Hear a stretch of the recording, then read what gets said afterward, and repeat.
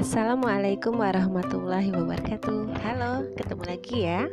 Baik, pada kesempatan kali ini kita akan membahas materi lanjutan dari gerak lurus beraturan. Kalau pada video sebelumnya sudah kita bahas itu, maka pada video ini kita akan bahas mengenai materi gerak lurus berubah beraturan ya. Jadi kita lihat langsung bahwa untuk gerak lurus berubah beraturan atau singkatannya GLBB merupakan gerak suatu benda yang lintasannya berupa garis lurus dengan kecepatan yang berubah secara beraturan, di mana kecepatannya berubah terhadap waktu karena adanya percepatan yang konstan ataupun tetap. Jadi kalau kita lihat bahwa dalam GLBB ini adalah sebuah gerak yang berubah tapi secara beraturan, dan gerakannya atau hasil dari gerakannya bersifat konstan. Maka dalam GLBB ini ada dua jenis, yaitu GLBB dipercepat dan GLBB diperlambat. Kita bahas satu-satu ya. Untuk GLBB dipercepat berarti benda mengalami penambahan kecepatan secara beraturan ataupun konstan. Jadi kecepatannya dia tetap konstan. Kalau misalnya dalam suatu gerakan dia dipercepat misalnya 10 meter per sekon, dia stay di 10 meter per sekon. Apa saja contohnya untuk GLBB dipercepat? Buah jatuh dari pohon, sepeda melewati jalan penurunan. Intinya suatu gerakan yang tiba-tiba dipercepat. Nah, jadi kalau buah jatuh dari pohon kan langsung pertama dia lambat, lama-lama akan cepat ke bawah. Begitu juga pada sepeda yang melewati penurunan. Kalau tidak direm maka semakin menuju ke bawah, maka sepeda akan semakin kencang. Maka berdasarkan ini nilai percepatan untuk GLBB dipercepat adalah positif ataupun menuju ke arah yang lurus, bukan berlawanan. Sedangkan untuk GLBB diperlambat itu berarti benda mengalami pengurangan kecepatan secara beraturan ataupun konstan. Kalau tadi GLBB dipercepat dan ini lawannya berarti diperlambat. Jadi sebuah gerakan benda yang lama-lama diperlambat tapi secara beraturan. Contohnya saat melempar benda ke atas. Jadi kalau misalnya kita melempar benda itu ke atas, jadi semakin dia ke atas maka gerakannya akan semakin lambat. Kita jangan melihat dia jatuh turunnya, tapi melihat ketika ke atasnya. Kemudian saat kita melempar bola di tempat berpasir atau di jalanan yang banyak pasirnya. Jadi kalau kita melemparkan bola, maka semakin kita melempar bola, maka gerakan bola lambat laun dia akan semakin lambat. Nah, sehingga dengan kegiatan ini atau kejadian seperti ini, untuk nilai GLBB diperlambat dia bernilai negatif. Artinya ada gerakan yang sifatnya berlawanan arah. Untuk itu kita bisa membuat grafik GLBB-nya ya.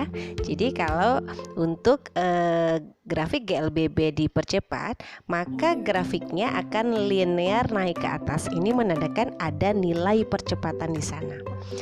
Kemudian untuk yang benda mengalami perlambatan atau GLBB diperlambat, maka untuk grafiknya akan cenderung turun ke bawah. Karena apa? Kecepatannya yang dia diperlambat atau semakin dikurangi. Nah, sehingga kalau kita sudah lihat ada perbedaan antara kecepatan dan percepatan yang dialami ketika benda mengalami GLBB dipercepat ataupun GLBB diperlambat, maka secara matematis kita bisa menghitung berapakah percepatannya maupun berapakah perlambatannya. Di sini kita menggunakan 4 rumus sesuai dengan yang ditentukan. Jadi kalau rumus yang pertama adalah yang A sama dengan VT dikurang V0 dibagi dengan S. Jadi rumus ini mencari percepatannya, A-nya. Kemudian yang kedua adalah yang S sama dengan V0 dikali T ditambah setengah dikalikan A dikali T kuadrat.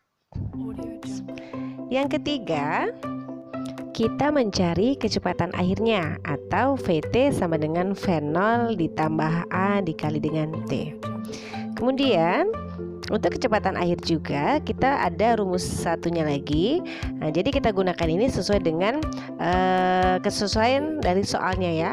Di sini adalah VT kuadrat, ini harusnya kuadrat ya, sama dengan V0 kuadrat ditambah 2 dikalikan A dikali dengan S. Nah, untuk keterangannya, VT adalah kecepatan akhir. Salah ngetik lagi. Jadi di sini waktu. Ini adalah kecepatan akhir pada sebuah benda, satuan meter per sekon. V0 adalah kecepatan awal sebuah benda dalam satuan meter per sekon, dan A adalah percepatannya meter per sekon kuadrat, dan T adalah waktunya dalam satuan sekon. Untuk lebih jelasnya kita lihat contoh soal ya.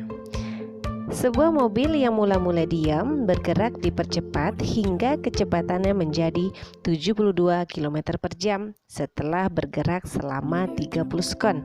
Berapakah percepatan yang dialami mobil tersebut? Langsung kita ke penyelesaian. Diketahui V0 sama dengan 0. Nilainya 0 didapat dari karena mula-mula diam. Berarti benda dalam keadaan diam. VT-nya atau kecepatan akhirnya adalah 72 km per jam. Ini dalam satuan kilometer per jam harus kita rubah dulu ke dalam satuan meter per sekon. Jadi ketika dirubah ke dalam meter per sekon didapatlah 20 meter per sekon. Kalau ada yang belum tahu, ini didapat dari 72 km per jam itu kita rubah ke dalam meter per sekon. Berarti ke dalam dari kilometer ke meter adalah nilainya 1000. Kemudian jamnya kita rubah ke dalam sekon. Berarti 1 jam adalah 3600 sekon. Maka kita hitung semuanya, berarti 72 dikalikan kilometernya adalah 1000 per 3600. Didapatlah nilai 20 meter per sekon. Kemudian T-nya adalah 5 sekon. Yang ditanya adalah percepatannya atau simbolnya A. Langsung kita jawab ya.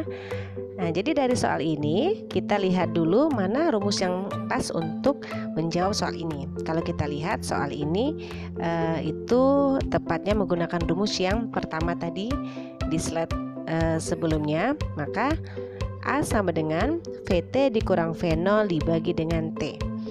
Masukkan nilainya, VT-nya adalah 20 meter per sekon, dikurang V0-nya adalah 0 meter per sekon, dibagi dengan 30 sekon. Didapatlah hasilnya adalah 0,67 meter per sekon kuadrat. Jadi percepatannya sebesar itu. Jadi percepatan ini mengarah kepada nilai yang positif ya. Sekarang untuk lebih jelasnya kita akan menyelesaikan lagi satu bentuk soal ya. Jadi kita bisa membedakan dari keempat rumus itu mana yang tepat dalam penggunaan rumusnya. Ini soal yang kedua. Sebuah benda yang semula diam didorong oleh Aldo dengan percepatan tetap 3 meter per sekon kuadrat dan bergerak selama 5 sekon. Maka berapakah besar kecepatan benda setelah didorong oleh Aldo tersebut? Kita lihat penyelesaiannya. Diketahui A-nya atau percepatannya adalah 3 meter per sekon kuadrat dan waktunya atau T-nya adalah 5 sekon. V0-nya adalah 0 karena dikatakan benda semula dalam keadaan diam. Kalau keadaan diam berarti nilai untuk kecepatan awalnya adalah 0. Yang ditanya kecepatan akhirnya atau VT-nya. Nah, ini langsung kita masukkan rumus ya. Rumus yang kedua tadi. VT sama dengan V0 ditambah A dikali dengan T. Berarti VT sama dengan V0-nya adalah 0 ditambah A-nya adalah 3 dikalikan T-nya adalah 5. Langsung kita hitung berdasarkan perkalian yang terlebih dahulu. Berarti 3 dikali 5 adalah 15 ditambah 0. Jadi kecepatan akhirnya adalah 15 meter per sekon. Sekian untuk video kali ini. Untuk dua rumus selanjutnya kita lihat pada video selanjutnya ya. Wassalamualaikum warahmatullahi wabarakatuh.